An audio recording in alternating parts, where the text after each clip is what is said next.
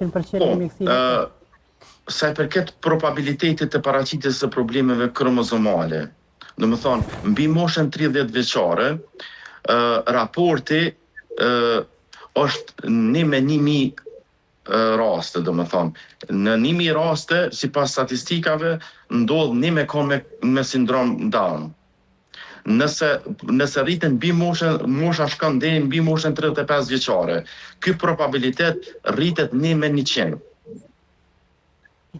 Do më thonë, shpejtësia e probabilitetit rritet shumë me moshën.